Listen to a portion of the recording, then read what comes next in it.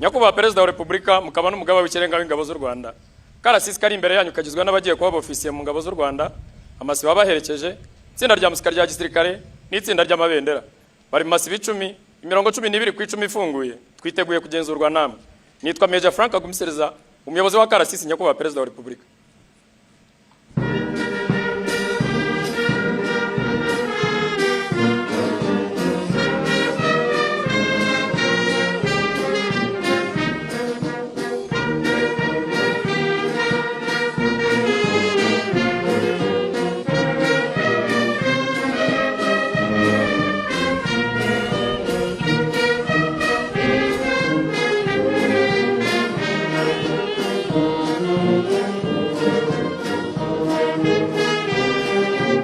Nyakubahwa Perezida wa Repubulika, abayobozi b'amasibo.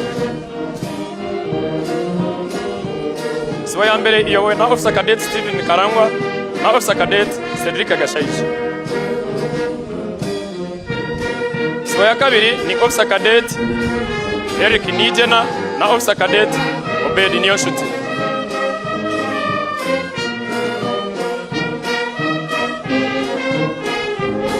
Itsinda ry'amabendera iyobowe na Captain Geoffrey Kabagambe.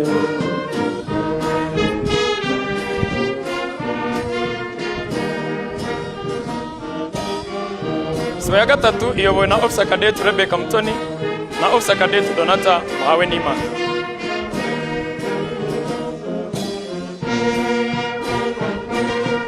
Sibo ya kane ni Officer Cadet Yves Kainamura na Officer Cadet Anakreti Mubitoyimax. Uwungirije Karasisi Captain Innocent Ntaganda. Umunyeshuri wahize abandi mu bize umwaka umwe akaba ari nawe wahize abandi muri byose ni Officer Cadet Emmanuel Kayitare.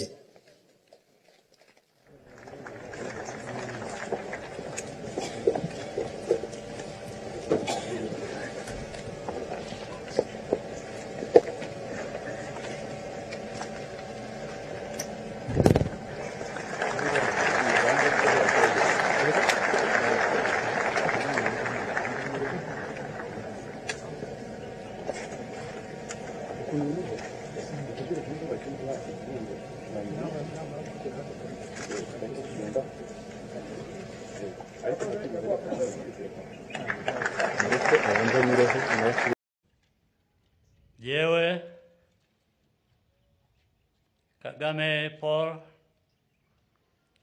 Perezida wa Repubulika y'u Rwanda, nkaba n'umugaba w'ikirenga w'ingabo z'u Rwanda,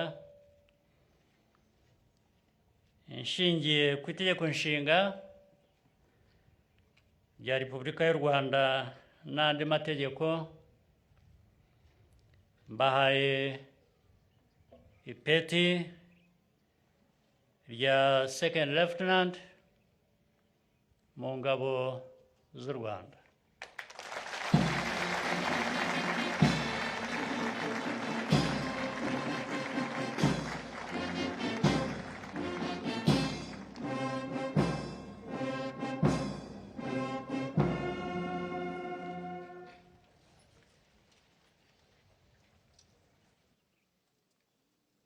Murakoze Nyakubahwa Perezida wa Repubulika.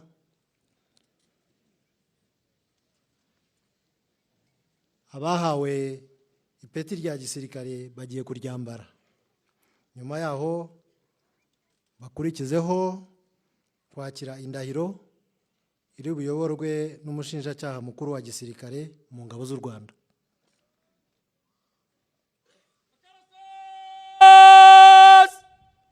Ofisiye bashya kurebana iburyo n'ibumoso.